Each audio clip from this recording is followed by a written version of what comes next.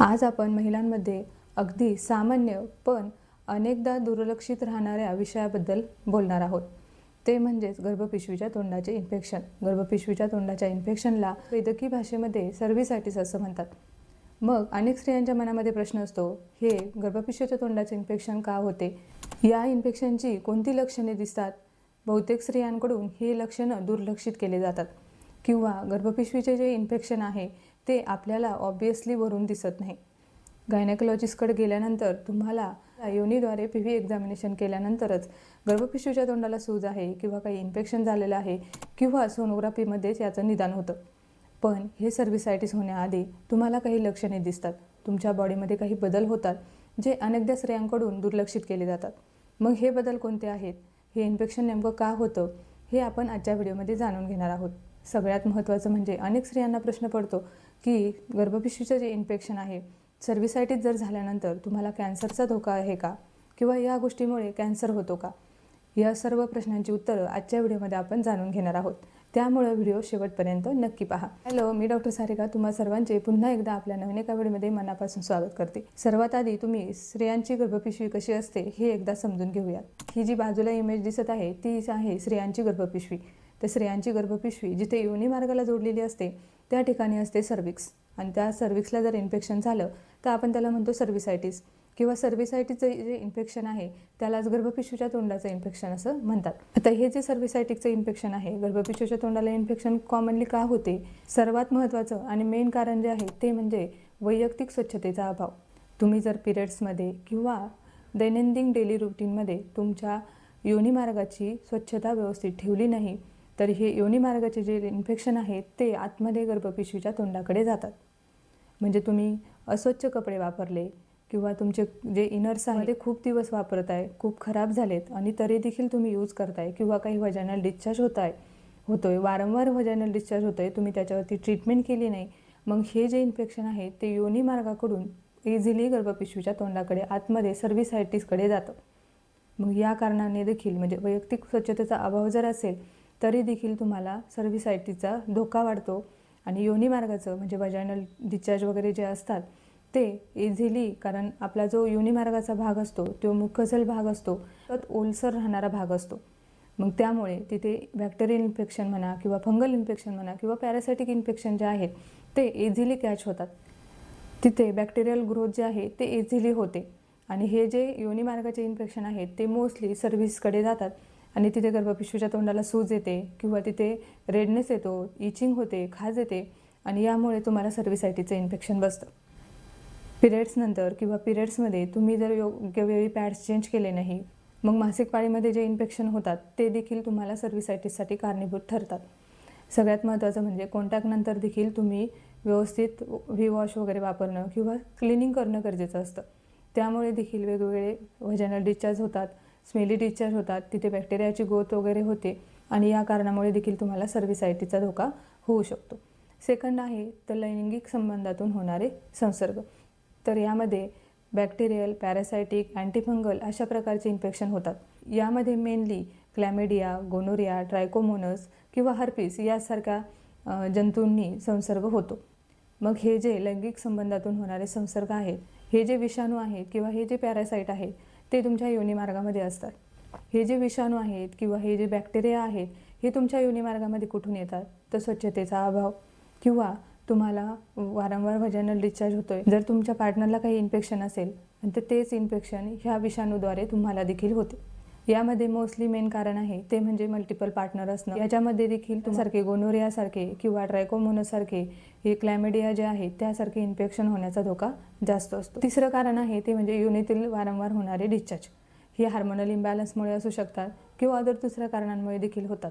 मग यामध्येच व्हाजायनल डिस्चार्ज जो स्मेली असू शकतो, पिवळसर असू शकतो, पिरियड्सच्या आधी किंवा पिरियड्सच्या नंतर तुम्हाला पांढऱ्या अंगावरून जातं आणि हे जे व्हाजायनल डिस्चार्ज आहे ते व्यवस्थित योग्य वेळी ट्रीट झाले नाही, त्याच्यावर जर ट्रीटमेंट केली गेली नाही तर ते इन्फेक्शन जे आहे ते सिव्हिअर होतात आणि ह्याच इन्फेक्शनमुळे पुढे योनिमार्गामध्ये जर व्हाजायनायटिस होतंच, इन्फेक्शन तर होतेच, पण हेच योनिमार्गातले इन्फेक्शन जे आहे ते सर्व्हिसायटिसकडे जातात. नेक्स्ट कारण आहे ते म्हणजे असुरक्षित लैंगिक संबंध, म्हणजेच मल्टिपल पार्टनर. घेतलं की पार्टनरला जर इन्फेक्शन झालेलं असेल तर ते तुम्हाला होऊ शकतं. आणि मेनली म्हणजे अनेक पार्टनरसोबत संबंध येणं हे देखील सगळ्यात महत्त्वाचं लक्षण असतं सर्व्हिसायटिसचं. म्हणजेच गोनोरियासारखे किंवा क्लॅमिडियासारखे STI म्हणजे त्याला आपण म्हणतो सेक्शुअली ट्रान्समिटेड डिसीजेस जे असतात ते देखील तुम्हाला सर्व्हिसायटिससाठी कारणीभूत ठरतात. हे जे सर्व्हिसायटिसचं इन्फेक्शन आहे ते मेनली असुरक्षित लैंगिक संबंधांद्वारे जास्त पसरतं. नेक्स्ट जे कारण आहे ते म्हणजे तुम्हाला प्रसूतीनंतर किंवा गर्भपातानंतर देखील कॉमनली ज्यामध्ये तुम्हाला स्मेली व्हाजायनल डिस्चार्ज होत असतो, गर्भपातानंतर किंवा काही इन्फेक्शन झालेलं असतं, गर्भपिशवीमध्ये इन्फेक्शन झालं ते लवकर ट्रीट झालं नाही किंवा तुमची MTP झाली किंवा मोस्टली सर्व्हिसायटिसचं इन्फेक्शन तुम्हाला होऊ शकतं. त्यामुळे प्रसूतीनंतर किंवा तुमचा गर्भपात झाला आहे, MTP झाली, त्यानंतर देखील तुम्ही स्वच्छतेची काळजी घेणं खूप गरजेचं असतं. एकंदरीत तुम्हाला असं लक्षात आलं असेल की योनिमार्गाची जर स्वच्छता व्यवस्थित ठेवली नाही किंवा असुरक्षित लैंगिक संबंधामुळे किंवा आणखी दुसऱ्या काही कारणांमुळे तुम्हाला तिथे बॅक्टेरियल इन्फेक्शन, पॅरासायटिकल इन्फेक्शन बसतं आणि त्यामुळे तुम्हाला योनिमार्गाचे इन्फेक्शन होते आणि योनिमार्गाचे इन्फेक्शन हे आतमध्ये जाऊन सर्व्हिक्सपर्यंत जाते आणि सर्व्हिसायटिसचे इन्फेक्शन होते. मग सर्व्हिसायटिसची लक्षणे काय आहेत? सर्वात महत्त्वाचं म्हणजे पांढरा, पिवळा किंवा राखाडी असा स्राव म्हणजेच व्हाजायनल डिस्चार्ज तुम्हाला होणं. मग तो स्मेली असू शकतो, म्हणजे त्याचा खूप जास्त दुर्गंध येतो, वास येऊ शकतो, किंवा तो अनस्मेली म्हणजे वास न येणारा देखील डिस्चार्ज तुम्हाला असू शकतो.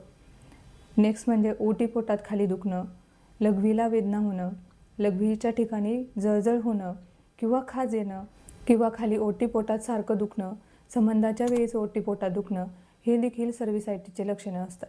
खूप दिवस झाले व्हाजायनल डिस्चार्ज होतोय पण तुम्ही दुर्लक्ष केलं आहे, त्याच्यावरती ट्रीटमेंट केली नाही, तर हा जो डिस्चार्ज आहे, हे जे इन्फेक्शन आहे ते सिव्हिअर होते.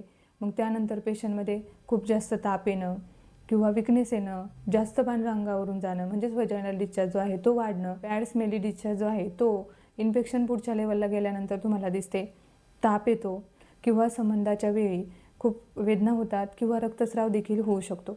संबंधाच्या वेळी जळजळ होते किंवा लघवीला जास्त वेदना होतात, जळजळ होते, लघवीच्या ठिकाणी टोचल्यासारखं होतं आणि सर्वात महत्त्वाचं म्हणजे सर्व्हिसायटिसमध्ये कंबरदुखी खूप जास्त असते.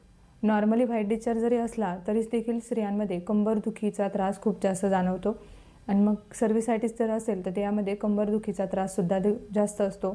मग हे जर ग्रुप ऑफ सिम्पटम्स जर तुम्हाला दिसत असतील किंवा तुमचे जर सिम्पटम्स कमी असतील, त्यावर जर लवकर उपचार केले गेले तर तुम्हाला सर्व्हिसायटिसचा जो धोका आहे तो टाळता येऊ शकतो. नेक्स्ट जो पार्ट आहे तो म्हणजे सर्व्हिसायटिस आहे की नाही ते ओळखण्यासाठी तुम्हाला कोणत्या तपासण्या करतात. तर PV एक्झामिनेशन म्हणजे पर व्हाजायनल एक्झामिनेशन केलं जातं, पॅप स्मेअर केलं जातं, ज्यामध्ये विषाणू कोणता आहे जो सर्व्हिसायटिसच्या इन्फेक्शनसाठी कारणीभूत ठरतोय ते तपासण्यासाठी तर पॅप स्मेअरमध्ये तुमचा व्हाजायनल स्वॅब घेतला जातो. म्हणजे PVद्वारे तुमच्या व्हाजायनामध्ये जे डिस्चार्ज होतात त्याचा स्वॅब घेऊन तो लॅबमध्ये चेक करू. पॅप स्मेअर टेस्ट ही सगळ्यात महत्त्वाची असते. जर तुम्हाला कॅन्सर होऊ नये किंवा कॅन्सर होण्याची भीती आहे तर ही पॅप स्मेअर टेस्ट जी आहे तुम्ही 30 नंतर 35 नंतर करणं गरजेचं आहे. या पॅप स्मेअर टेस्टमध्ये तुमचा व्हाजायनली स्वॅब घेतला जातो आणि यामध्ये तुम्हाला इन्फेक्शन झालेला विषाणू कोणता आहे ते लक्षात येतं. इतकंच नाही तर पॅप स्मेअर टेस्टमुळे तुम्हाला प्री कॅन्सरस सेल देखील कळतात. म्हणजे प्री कॅन्सरस पेशी तुमच्या गर्भपिशवीच्या तोंडाजवळ वगैरे वाढत आहेत का ते तुम्हाला लक्षात येतं. म्हणजे जर कॅन्सर होऊ नये प्री कॅन्सरस टेस्टमध्ये देखील तुम्हाला हे खूप महत्त्वाचं ठरतं.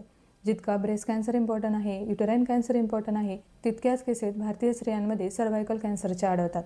मग या पॅप स्मेअर टेस्टद्वारे तुम्हाला प्री कॅन्सरस सेल देखील कळतात, जेणेकरून तुम्ही फर्स्ट स्टेजमध्ये, सेकंड स्टेजमध्ये त्याच्यावरती उपचार करू शकता. आता सर्व्हिसायटिसवरती उपचार काय केला जातो? जसं मी सांगितलं, गर्भपिशवीच्या तोंडाची जी लक्षणे आहेत ते प्रायमरी पद्धतीने तुम्ही ट्रीट करू शकता. जर तुम्हाला व्हाजायनल डिस्चार्ज होतोय किंवा ओटीपोटात दुखते किंवा तुम्हाला अशी लक्षणे दिसत आहेत का जे तुम्हाला सांगताय की गर्भपिशवीच्या तोंडाचं इन्फेक्शन तुम्हाला असू शकतं, तर त्याद्वारे तुम्ही गायनोकॉलॉजिस्टचं ओपिनियन घेऊन त्याच्यावर प्रायमरी ट्रीटमेंट करू शकता. ज्यामध्ये तुम्हाला व्हाजायनली ठेवण्यासाठी टॅबलेट दिल्या जातात किंवा अँटीफंगल किंवा अँटीबॅक्टेरियल मेडिसिन दिले जातात, अँटीबायोटिक दिले जातात, जेणेकरून तिथले इन्फेक्शन कंट्रोलमध्ये येऊ शकते. जर योनिमार्गातले इन्फेक्शन कंट्रोल झाले तर ते सर्व्हिसायटिसपर्यंत जात नाही. म्हणजे सगळ्यात महत्त्वाचं म्हणजे तुम्हाला जर उपचार पाठ घ्यायचा आहे तर तुम्ही जे सामान्यातली सामान्य लक्षण आहे ते इग्नोर न करता त्यावरती ट्रीटमेंट घेणं हे खूप गरजेचं आहे. त्या पद्धतीने त्याच्यावरती उपचार केले जातात. अँटीबॅक्टेरियल, अँटीपॅरासायटिक किंवा अँटीफंगल मेडिसिन देऊन तुमचे जे इन्फेक्शन आहे ते ट्रीट केले जाते. आता सर्व्हिसायटिस होऊ नये म्हणून काय करायचं, तर सर्व्हिसायटिसचा धोका टाळण्यासाठी किंवा योनिमार्गाचे इन्फेक्शन टाळण्यासाठी सगळ्यात महत्त्वाचं म्हणजे तुमची वैयक्तिक स्वच्छता राखणं खूप गरजेचं आहे. वॉश वापरणं किंवा मासिक पाळीच्या वेळेस योग्य स्वच्छता ठेवणं, वेळोवेळी व्यवस्थित पॅड चेंज करणं किंवा संबंधानंतर तर पर्सनल हायजीन मेंटेन करणं, या सर्व गोष्टींचा जर विचार केला, असुरक्षित लैंगिक संबंध टाळणं, सगळ्यात महत्त्वाचं म्हणजे पॅप स्मिअर टेस्ट जे आहे ती तुम्ही करून घेणं गरजेचं आहे. जरी तुम्हाला काही इन्फेक्शन नाही तरी देखील तुम्हाला प्री कॅन्सरस ट्रीटमेंट म्हणून किंवा कॅन्सर होऊ नये किंवा हे जे इन्फेक्शन तुम्हाला झालं आहे ते ट्रीट करण्यासाठी तुम्ही पॅप स्मिअर टेस्ट करणं गरजेचं आहे. जसं की मी सांगितलं की त्यामध्ये फक्त तुम्हाला इन्फेक्शन झालेला जो जंतू आहे किंवा ईस्ट इन्फेक्शन आहे तेच फक्त समजत नाही, तर तुम्हाला प्री कॅन्सरस पेशी देखील समजतात, जेणेकरून तुम्हाला कॅन्सर होण्याआधीच त्याची माहिती मिळू शकते किंवा योग्य वेळी ट्रीटमेंट जर झाली तर तुमचा कॅन्सर पूर्णपणे बरा होऊ शकतो. HPV लस घेणं ही जी लस आहे ती सर्व्हायकल कॅन्सर विरोधी लस आहे. ती घेतल्यानंतर तुम्हाला सर्व्हायकल कॅन्सरचा धोका राहत नाही. ती कोणत्या वयात घ्यायची, ती कोणती आहे, ती काय आहे, त्याचे डोसेस काय असतात, यासाठी जर तुम्हाला माहिती हवी असेल तर कमेंट बॉक्समध्ये कमेंट करा. आता सगळ्यात महत्त्वाचं, डॉक्टरांकडे कधी जायचं, तर कोणताही व्हाजायनल डिस्चार्ज तुम्हाला होत असेल, व्हाईट डिस्चार्ज असेल, पिवळसर असेल, दुर्गंधीयुक्त असेल, खूप जास्त कंबरदुखी होते, ओटीपोटात दुखतंय, संबंधाच्या वेळेस त्रास होतोय, संबंधाच्या वेळेस रक्तस्राव होतोय किंवा संबंधांना जळजळ होते, लघवीच्या जागी वेदना होतात, लघवीला जळजळ होते, अशासारखी जर लक्षणं तुम्हाला जाणवले तर तुम्ही गायनेकॉलॉजिस्टचं ओपिनियन घेणं हे खूप गरजेचं. गर्भपिशवीच्या तोंडाला इन्फेक्शन झालं तर त्यामुळे कॅन्सर होतो का, तर सगळेच गर्भपिशवीच्या तोंडाचे इन्फेक्शन म्हणजे कॅन्सर नसतात. त्यामुळे कॅन्सर अजिबात होत नाही. कॅन्सर होण्याचं कारण हे पूर्णपणे वेगळे आहे. सर्वात महत्त्वाची गोष्ट मी तुम्हाला सांगते की HPV इन्फेक्शन जे असतं म्हणजेच ह्युमन पॅपिलोमा व्हायरस, हा जर खूप दिवस अनट्रीटेड राहिला, हा तुम्हाला वारंवार सर्व्हिसायटिस जवळ होत राहिला आणि ते खूप दिवस अनट्रीटेड राहिलं, सर्व्हायकल कॅन्सर होऊ शकतो. त्यामुळे प्रत्येक गर्भपिशवीच्या तोंडाचं जे इन्फेक्शन आहे, कारण कोणतंही असू, तुम्ही तुमच्या आरोग्यासाठी ते ट्रीट करणं, गायनेकॉलॉजिस्टला दाखवणं, त्याचं ओपिनियन घेणं हे खूप गरजेचं आहे. कारण गर्भपिशवीचं कॅन्सर असो, सर्व्हायकल कॅन्सर असो किंवा ब्रेस्ट कॅन्सर असो, याचे लक्षणं जे असतात ते फर्स्ट सेकंड स्टेजला कोणतेही दिसत नाही. सामान्यतः काही स्त्रियांमध्ये याची लक्षणे देखील दिसत नाही आणि तो थर्ड स्टेजला म्हणजे अनट्रीटेबल स्टेजमध्ये जेव्हा जातो तेव्हा त्याची लक्षणे दिसतात. तेव्हा तुमच्या लक्षात येतं की तुम्हाला हा कॅन्सर झालेला आहे. तर ही होती आजच्या व्हिडिओची माहिती. आय होप आजच्या व्हिडिओची माहिती तुम्हाला आवडली असेल. आजचा व्हिडिओ आवडला असेल तर तुमच्या मैत्रिणीसोबत, तुमच्या बहिणीसोबत, तुमच्या मुलीसोबत किंवा तुमच्या आईसोबत नक्की शेअर करा. व्हिडिओला लाईक, शेअर आणि सबस्क्राईब नक्की करा. पुन्हा भेटूया नवीन एका व्हिडिओमध्ये. व्हिडिओ पाहिल्याबद्दल धन्यवाद.